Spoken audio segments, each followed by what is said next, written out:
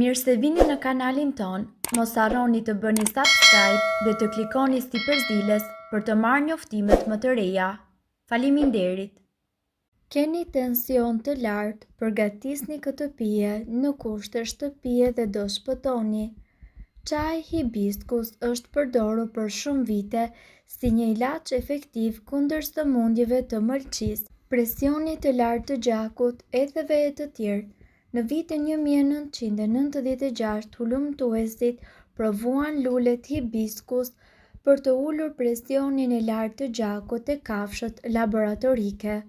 Në vitin 2008, hulumtuesit provuan se ky lloj çaji kishte efekte pozitive edhe tek njerëzit. Në vitin 2010, një tjetër studim tregoi se çaji hibiskus përmban shumë antioksidantë të cilët mbrojnë enët tuaja të gjakut.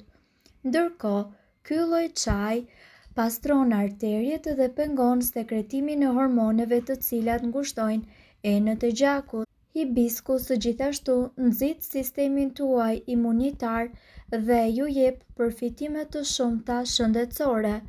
Përgatitja: juve për këtë do t'ju duhen 3 gota ujë, 3 lugë çaj, lule të freskëta hibiskus, 1 shkop kanellë dhe gjithashtu 1 lugë mjaltë.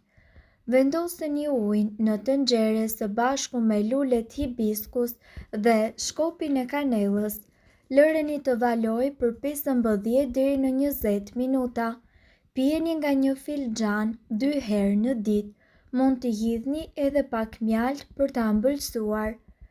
Ajo çfarë mjekët këshillojnë për të parandaluar hipertensionin është reduktimi i konsumimit të kripës, një dietë e pasur me fruta dhe perime, dhe për më tepër rekomandohet të plotësoni vaktet tuaja me dritra, peshk, shpend, arra, bishtaja dhe bulmet me pak yndyrë. Perimet jeshile. Sipas ekspertëve, kripa rrit vëllimin e gjakut dhe presionin në arteriet tuaja, të cilat e bëjnë presionin e gjakut të rritet. Pasturoni pjatën tuaj me zarzavate me gjethe si për shembull spinaq, brokoli, lakra jeshile për të rritur sasinë e kaliumit.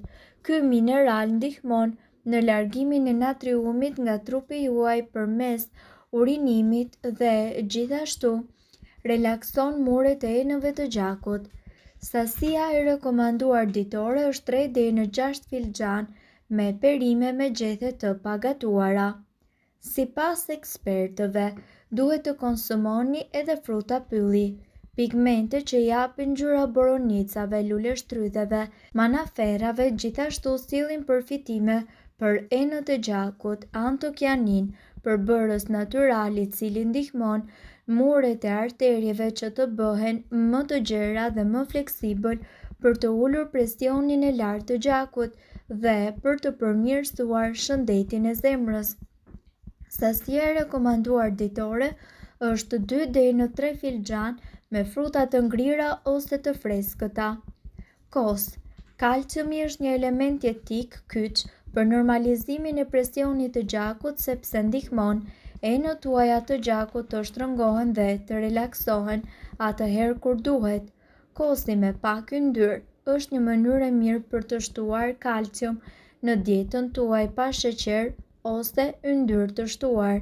Po kërkoni një ndryshim shijeje, hidhni disa manafera për një ëmbëlsi natyrale dhe akoma më shumë për të ndihmuar presionin tuaj të gjakut. Sasia e rekomanduar ditore është 2 deri në 3 gota kos ose qumësht. Peshk i yndyrshëm. Një tjetër burim mjaft i mirë i kalciumit është peshku, si për shembull salmoni ose sardelet. Peshqit e yndyrshëm si për shembull skumbri dhe sardelet janë gjithashtu të pasura me omega 3, acide yndyrore të cilat përmirësojnë shëndetin dhe gjithashtu ndihmojnë në zemrën tuaj. Studimet mbi suplementet e vajit të peshkut tregojnë se ato mund të ulin presionin e gjakut, veçanërisht nëse presioni i lartë i gjakut është i moderuar ose i lartë. Sasia e rekomanduar ditore është 198 gram peshk apo mish pa djam dhe shpend. Fara. Shtoni fara të pakripura si kungulli liri dhe fara luledilli nëpër sallata, kos ose bollgur për të ndihmuar në uljen e presionit të gjakut. Farat janë gjithashtu një burim i jashtëzakonshëm i mineraleve jetike si për shembull magnezi, i cili gjithashtu do të ndihmojë për uljen e tensionit të gjakut. Farat janë një burim i mineraleve jetike si magnezi, i cili ndihmon gjithashtu edhe në kontrollin e presionit të gjakut dhe relaksimin e enëve të gjakut. Nga ana tjetër, sasia e rekomanduar ditore është 1 deri në 1.5 lugë gjelle fara. Tërshëra. Ky dritë i plot është i shëndetshëm, i ngopshëm dhe i ulët në natrium. Është gjithashtu plot me fibra të cilat ndihmojnë në mbajtjen nën kontroll të peshës dhe të presionit tuaj të gjakut. Shërbimi i rekomanduar ditor është 3 deri në 4 filxhan drithra integrale, oriz, bollgur dhe makarona. Panxari i kuq. Një studim gjithashtu tregon se konsumimi i 2 gotave me një përzierje panxari dhe lëng molle mund të bëjë që presioni sistolik i gjakut të ulet. Burrat mund të marrin një përfitim shumë herë më të madh se gratë. Presioni i lartë sistolik mundet që të rrisë gjithashtu shanset për goditje në tru.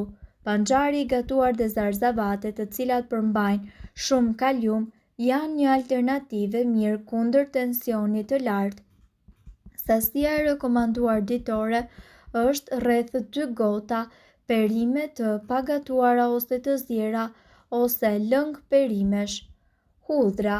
Hudhra mund t'i shtojë më shumë shije pjatave tuaja. Mund të ketë gjithashtu një ndikim në rritjen edhe të niveleve të oksidit nitrik, i cili zgjeron enët tuaja të gjakut. Sa më të relaksuara të jenë enët e gjakut, aq më pak zemra juaj do të duhet të përpunojë gjak përmes tyre. Kjo gjithashtu ndihmon edhe në mbajtjen e presionit të gjakut në vlera sa më normale. Sasia e rekomanduar ditore është të paktën 2 thelpi në ditë. Fistik. Arra dhe bajamet munden që të jenë një burim i shkëlqyer i yndyrave tepër të shëndetshme, të cilat gjithashtu do të ndihmojnë zemrën tuaj, por për presionin e lartë të gjakut, zgjedhja më e mirë janë fistikët. Ata kanë efektin më të fortë në uljen e presionit të gjakut. Sasia e rekomanduar është 1 apo 2 filxhan në javë. Shega. Pirja e lëngut të shegës rregullisht mund të ndihmojë në normalizimin e presionit të lartë të gjakut, por ju duhet të keni shumë kujdes me sheqerin e shtuar. Gjithashtu lëngjet nuk kanë po aq fibra sa frutat, pra duhet të siguroheni që të shtoni fibra nga ushqimet e tjera për të ndihmuar në mbajtjen e zemrës tuaj sa më të shëndetshme. Shërbimi i rekomanduar ditor është 2 deri në 3 gota fruta të freskëta të ngrira. Vaj ulliri. Polifenolet, të cilat janë antioksidant mbrojtës në vajin e ullirit, i japin atij një avantazh ndaj vajrave të tjerë.